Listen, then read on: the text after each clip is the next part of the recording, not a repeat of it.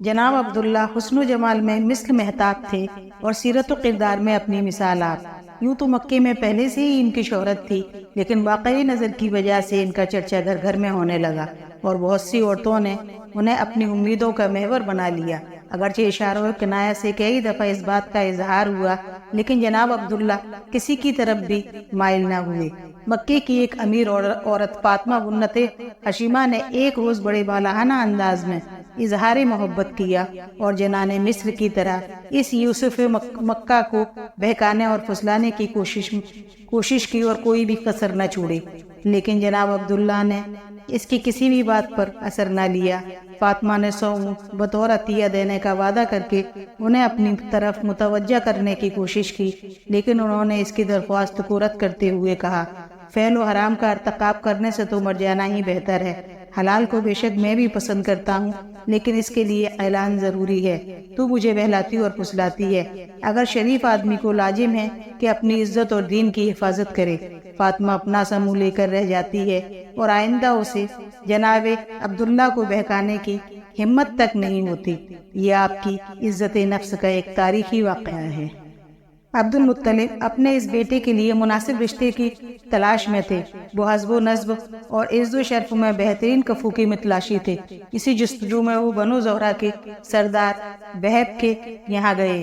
انہوں نے بہب کی بیٹی آمنہ کے متعلق سن رکھا تھا کہ وہ قریش کی تمام دوشیزاؤں میں ہر لحاظ سے افضل ہیں، لہٰذا اپنے بیٹے عبداللہ کے لیے بہب سے آمنہ کا رشتہ مانگا، جسے بہب نے بطیب خاطر قبول کر لیا، کیونکہ وہ جناب عبداللہ کی شہرت اور نیک نامی سے بخوبی واقف تھے۔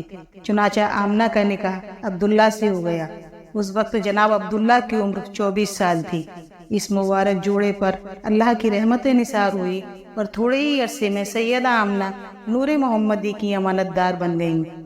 بڑی بوڑھیوں نے اپنی روایات کے مطابق سیدہ سے کہا کہ حمل کے دنوں میں کچھ لوہا گردنوں میں لٹکا لیں اور کچھ بازوؤں میں بھی باندھ لیں۔ آپ نے ان کی بات مان لی، لیکن چند روز بعد جب معلوم ہوا کہ یہ سب چیزیں گئی ہیں تو دوبارہ باندھنے سے انکار کر دیا۔ قریش کی شہرت و عظمت کا راز کعبے کے متولی ہونے اور حصول معاش کے لیے تجارت کو اپنانے میں تھا۔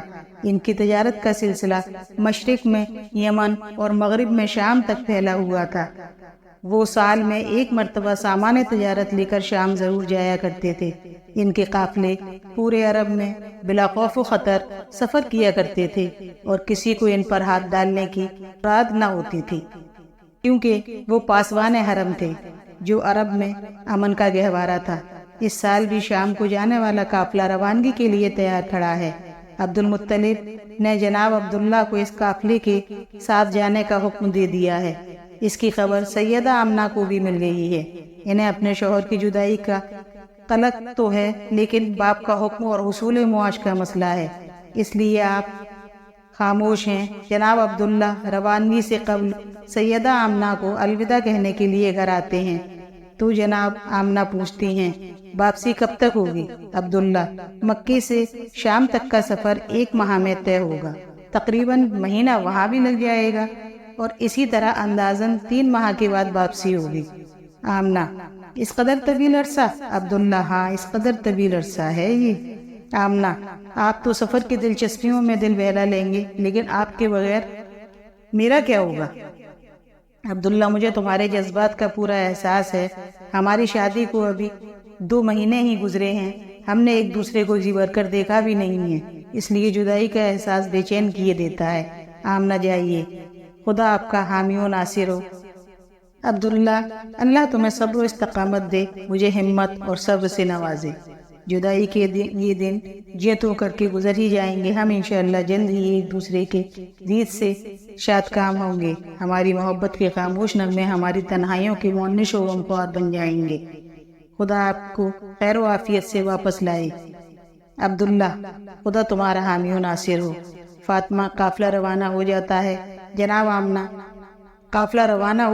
جناب آمنہ بالا خانے کے دریچے سے ٹکٹکی باندھے اونٹوں کی قطار کو دیکھ رہی ہیں۔ جناب عبداللہ اونٹ پر سوار ہیں۔ قافلہ رفتہ رفتہ ایک لکیر کی مانند دکھائی دینے لگتا ہے اور کچھ دیر کے بعد پہاڑ کی اوٹ میں چھپ جاتا ہے۔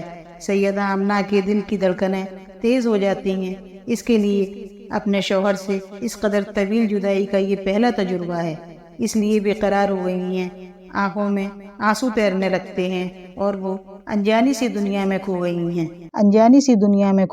ہیں۔